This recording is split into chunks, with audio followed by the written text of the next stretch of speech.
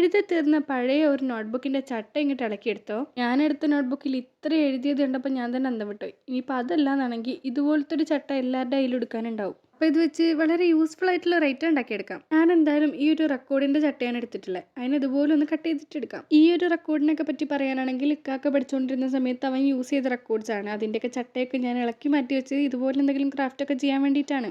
എൻ്റെ ഒരു അഭിപ്രായത്തിൽ ഈ വക ചട്ട കാർഡ്ബോർഡ് സംഭവങ്ങളൊക്കെ കൈ കിട്ടി എന്തായാലും എടുത്തു വെക്കണം. എപ്പോഴെങ്കിലുമൊക്കെ ആവശ്യം വരും. ഞാൻ ആ കട്ട് ചെയ്ത് വെച്ച കാർഡ്ബോർഡിന്റെ കവറൊക്കെ മാറ്റി സൈഡ്സ് ഒക്കെ ഒന്ന് കേവായിട്ട് കട്ട് ചെയ്തെടുത്തിട്ടുണ്ട്. കേവാക്കണം നിർബന്ധമൊന്നുമില്ല. ഇനി എന്തായാലും നമുക്കൊരു വൈറ്റ് പേപ്പർ എടുത്തിട്ട് ഇതിനെ കംപ്ലീറ്റ് ആയിട്ട് ഒന്ന് കവർ ചെയ്ത് കൊടുക്കാം.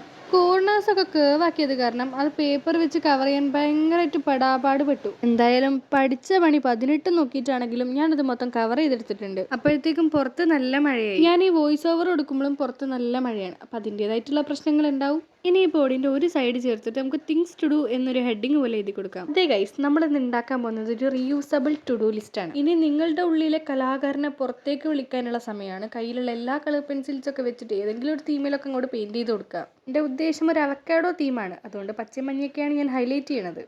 കലാപരമായി വളരെ വലിയ കഴിവുകൾ ഉള്ളത് കൊണ്ട് അവക്കാഡോ വരച്ച് വന്നപ്പോൾ വേറെന്തൊക്കെയോ ആയി. പിന്നെ പെയിൻ്റൊക്കെ ചെയ്ത് വന്നപ്പം ഒരുവിധം ഓക്കെ.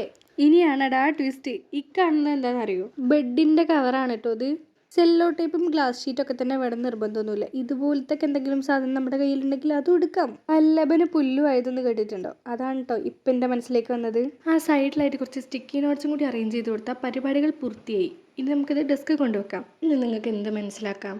നമ്മുടെ കയ്യിൽ ഒരു സാധനം ഇല്ലാന്ന് വെച്ചാൽ നമ്മൾ സ്കിപ്പ് ചെയ്യരുത്. നമ്മുടെ ചുറ്റും ഒന്ന് കണ്ണോടിച്ചാൽ അതിന് പകരമായിട്ട് യൂസ് ചെയ്യാൻ പറ്റുന്ന എന്തെങ്കിലുമൊക്കെ കിട്ടും. അതെടുക്കുക, അങ്ങോട്ട് പ്രയോഗിക്കുക. ഇതിനിടെ കൂടെ നമ്മുടെ മാർക്കർ ടെസ്റ്റ് സക്സസ്ഫുള്ളി കംപ്ലീറ്റഡ് ആണ്.